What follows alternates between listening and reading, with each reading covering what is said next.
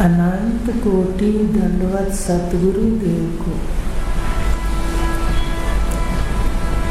अपना विषय अद्वैत बोध प्रक्रिया का चल रहा था, जिसमें भ्रांतियों की बात हो गई थी। उसने साधक ने कहा कि भेद भ्रांतियां कैसे कटेंगी और ये जो भ्रम पड़ गए ये कैसे दूर होंगे, तो उसका हमने सारा ब्यौरा देख लिया था। आखिरी था ब्रह्म से भिन्न जगत का भ्रम। उसका उदाहरण रस्सी में सांप के उदाहरण से हमने देखा। शास्त्र ने स्पष्ट किया कि जैसे मंद अंधकार में रस्सी में सांप दिखता भी है पर होता नहीं, ऐसे सर्वम ब्रह्म है। जब इसका अपरोक्ष कर लेंगे, इसका साक्षात अपरोक्ष हो जाएगा, तो स्वयं समझ आ जाएगा कि वो ब्रह्म तत्वम असि अहम ब्रह्मस्मि। अपने अहम के लिए समझ आ जाए। तो इस प्रकार ये भ्रम बता के अब उसने गुरुदेव ने कहा था कि जो जगत ब्रह्म के सर्वम ब्रह्म है, वहाँ सर्वम जगत को देखता है। तो ये अध्यास है। जब गुरुदेव ने अध्यास की बात करी तो साधक ने प्रश्न किया, शंकावादी ने, कि ये अध्यास क्या है। तो गुरुदेव ने बताया कि अध्यास कहते हैं भूल को। ब्रह्म में जगत को देखना एक भूल है। फिर उसकी परिभाषा बताई थी कि भ्रांति ज्ञान जहाँ हुआ, ब्रह्म में जगत की भ्रांति हुई, रस्सी में सांप की भ्रांति हुई, तो भ्रांति के अंदर जो भ्रांति हुई, चाहे वो रस्सी में सांप हुआ तो भी सांप मिथ्या है। सांप मिथ्या है, वह है नहीं, पर वो बड़े संस्कारों से दिखता है नहीं। सर्वम रस्सी है, तो अधिष्ठान रस्सी है और भ्रम उसका सर्प है। तो इसकी परिभाषा बताई शास्त्रीय भाषा में कि भ्रांति ज्ञान का विषय मिथ्या वस्तु। कि ब्रह्म में जगत का भ्रम हुआ तो जगत मिथ्या वस्तु है। ब्रह्म इस जगत का अधिष्ठान है, सत्य है। आत्मा सत्य है, परमात्मा सत्य है, पर उसमें जगत देखना भ्रम है, भूल है, भ्रांति ज्ञान है। तो सबसे पहले कहा गया कि जब ज्ञान करने के अंदर ही भूल हो गई, सबसे पहले गलती कहाँ हुई? ज्ञान के अंदर हुई। हमने आंखें खोली, शरीर में प्रकट हुए, सबसे पहली भूल मैं के लिए हुई। यहाँ पर 3 भूल हुई, 3 भूल। एक मैं पे भूल हुई, दूसरा यह जगत जो दिख रहा है, यह इदम, इस पे भूल हुई, तीसरा इसको नियंत्रित करने वाला परमात्मा, उत्पन्न करने वाला परमात्मा, उसमें भूल हो गई। बस केवल भूल हुई, भावों के अंदर भूल हुई। अब सुधार केवल भूल के अंदर है। सुधार हमने भूल का करना है। जगत भी ऐसे का ऐसे ब्रह्म रूप खड़ा रहेगा। मैं भी ज्यों का त्यों स्वभाव के सहित विचरण करूंगा। वह परमात्मा भी सर्वत्र व्याप्त होते हुए, चेतन होते हुए, ज्ञाता होते हुए, अज्ञान का ज्ञान होते हुए, अंधकार का प्रकाश होते हुए ज्यों का त्यों स्थित है। तो सबसे पहले मैं में भूल हो गई। क्या भूल हो गई? मैं के ज्ञान में कि मैं शरीर हूँ। उसके बाद सारे मेरे हैं। अब दूसरी भूल हो गई जगत के बारे में। तो जगत सच्चा है, ये मेरा है सारा परिवार, यह में भूल हो गई। इसके ज्ञान में भूल हो गई। फिर परमात्मा के ज्ञान में भूल हुई कि परमात्मा आत्मा से, जीव से अलग है। परमात्मा जगत से अलग है। कहीं एक स्थान पर बैठा, अलग अलग ऋषियों ने, धर्मों ने अलग अलग बात कह दी। तो इस प्रकार सबसे पहले मैं, यह और वह के ज्ञान में भूल हो गई। जब जानने में ही भूल हो गई, ज्ञान में ही भूल हो गई, तो सारे अर्थ जीवन के बदल गए। कैसे? जैसे रस्सी में सांप को देख लिया, ज्ञान में ही भूल हुई कि ये सांप है, तो उसके अर्थ और मायने बदल गए। जहाँ रस्सी सुख रूप थी, कपड़े सुखाने के काम आती, कोई बिस्तर बांधने के काम आती, लेकिन सांप देखा तो मृत्यु का भय खड़ा हो गया। उसे भय लगने लगा, उसको भगाने का यत्न होने लगा, कर्म शुरू हो गया। तो ये ज्ञान के अंदर भूल हो गई, मैं के अंदर भूल हो गई, यह के अंदर और वह के अंदर, ऐसे अर्थ बदल गए। कहा मैं सच्चिदानंद आत्मा हूँ। मैं की भूल कैसे सुधारनी है? मैं के अर्थ बदल गए। अगर मैं शरीर हुआ तो शरीर वाले मेरे हैं, फिर उनके लिए पाप और पुण्य होने लगा। अर्थ बदल गए जीवन के। फिर कर्ता बन गया ये स्वयं, क्योंकि सूक्ष्म शरीर में हूँ, स्थूल शरीर में हूँ। तो इस प्रकार ज्ञान के अंदर जब भूल हो गई तो जीवन का अर्थ मायना बदल गया। कहाँ हमने लीला होनी थी, कहाँ एक ईश्वर की लीला है। ये सारा ईश्वर स्वयं अपनी महिमा में स्थित है, अपनी शक्ति को लेकर अपने व्यवहार में स्वयं प्रतिष्ठित है। कहाँ तो हमें ये देखना था, आनंद लेना था, और कहाँ हम शरीर बन के कर्मों के कर्ता बन गए, और फिर कर्मों के फल से डर डर के दुखी होने लगे। अर्थ बदल गया देखो जीवन का। कहाँ एक यात्रा थी थोड़े समय की, हर कोई सुंदर यात्रा करता पाप पुण्य से रहित, पर यहाँ स्वार्थ से होने लगी। अर्थ बदल गया, मायना बदल गया। मैं आत्म सत्ता आनंद स्वरूप हूँ, ज्ञान स्वरूप हूँ, निर्गुण निराकार मेरा वास्तविक स्वरूप है। जैसे आकार में आरोप किया, मैं के अर्थ बदल गए। अब इनसे मिलकर के मैं सुखी दुखी मरने जीने लगा। स्थूल शरीर को ओढ़ा तो मरना जीना लग गया। मरना जीना कहाँ से चिपटा इसको? ये यहाँ से चिपटा, शरीर से,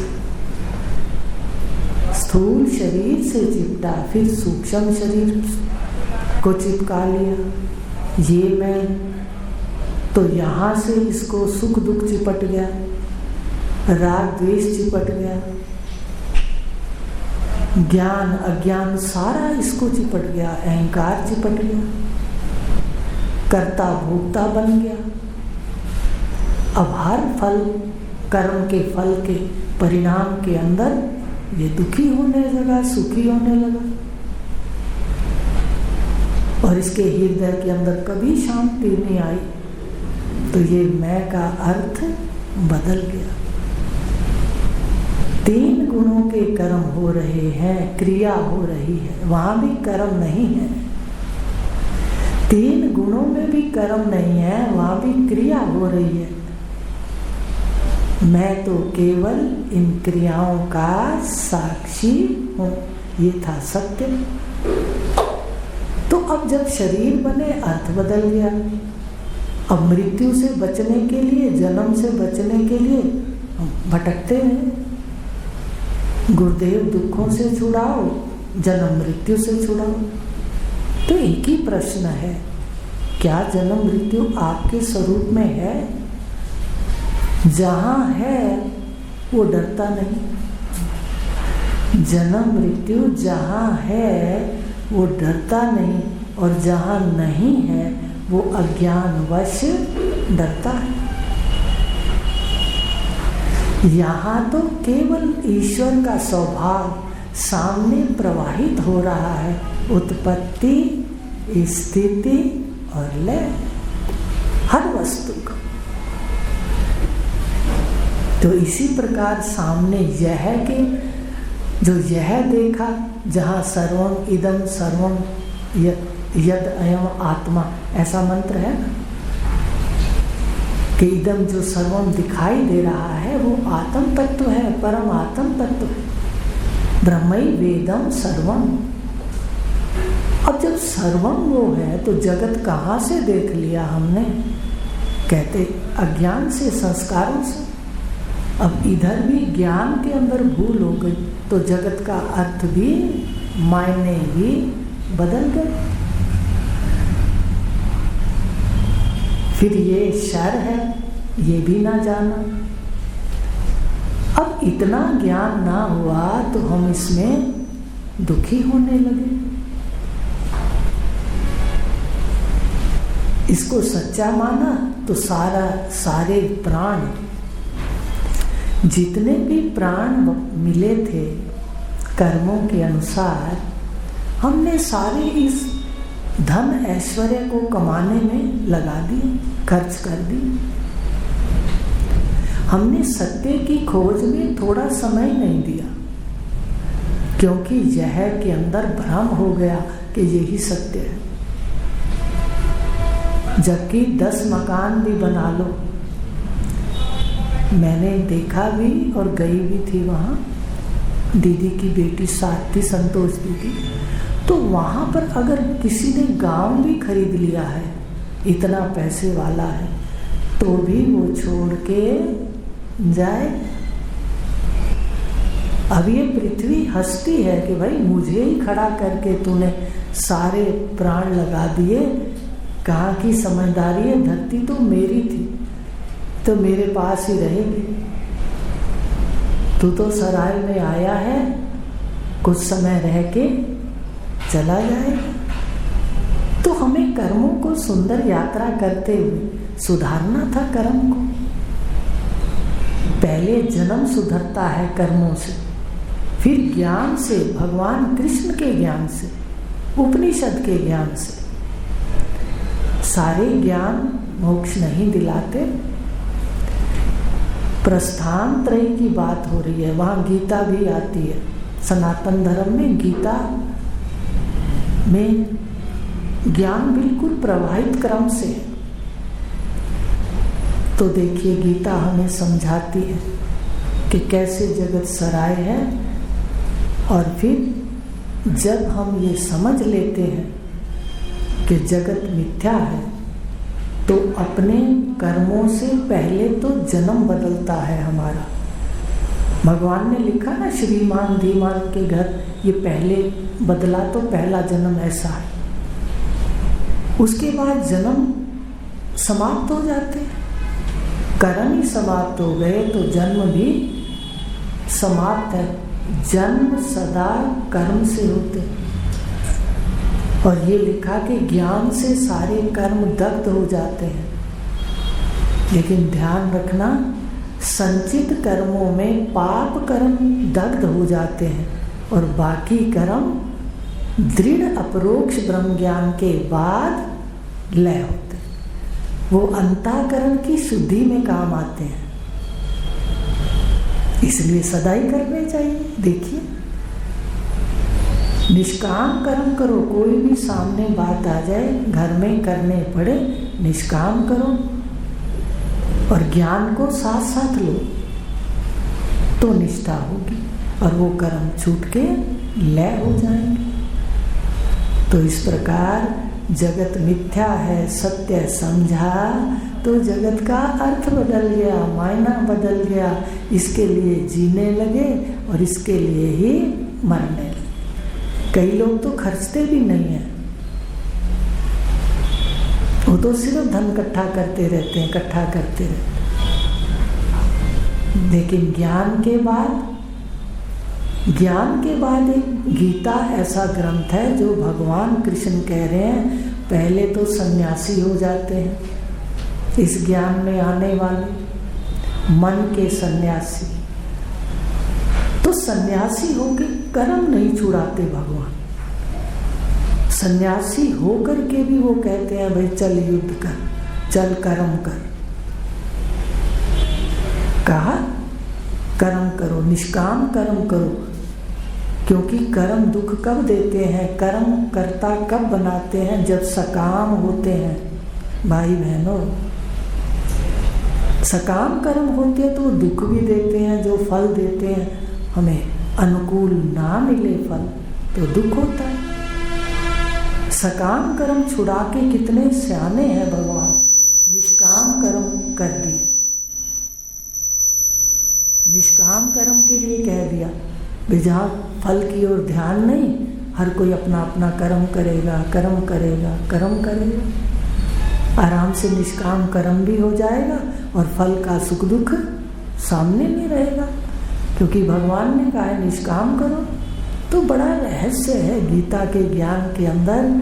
धीरे धीरे दैनिक श्रवण से, आवृत्ति से ये समझ आता है। तो जगत में भूल हो गई तो पाप पुण्य बन गए, यहाँ भी मन के राग द्वेष बन गए, उथल पुथल हो गई। अब परमात्मा में भी भूल हो गई समझने में। आप रोज ये आत्मा में परमात्मा में लीन होती है। रात को रोज सोते हो परमात्मा की गोद में और सुबह उठते हो उसकी गोद से। पर जैसे शरीर में आते हैं, माया में एकदम ध्यान नहीं रहता कि कहाँ से आया हूँ। तो अब जो परमात्मा है उसको ढूंढते हैं। अब वहाँ पर सारे मान्यताएं हो गई। कोई किसी ने, हर धर्म ने अलग अलग परमात्मा को उसका स्वरूप दिया। तो जितने धर्म आदि हमने देखे, हमारा अंतःकरण तो शुद्ध करेंगे, हमारा उपकार तो करेंगे, पर मोक्ष के लिए उपनिषद विद्या या गीता भी उपनिषद है। तो भगवान ने बिल्कुल क्रम से दिया है कि कैसे तुमने कर्म करने हैं, कैसे कर्म से उठना है, कैसे उपासना करनी है। आया ना, शुद्ध प्रदेश में डाले निजासन हिले नहीं, या शरणागति करनी है। उसके बाद अहम ग्रह उपासना पे आ गए, ओम में 8वें में कह दिया ओम परमात्मा का नाम है, इसी को ही ध्यान में रखो।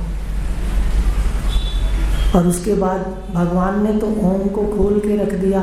उपनिषदों ने ओम की 3 मात्राएं और चौथी अमात्र पद को खोल के रख दिया कि तू ये है। ओम सारे ब्रह्मांड में व्याप्त है। तो इस प्रकार परमात्मा में भी भूल हो गई।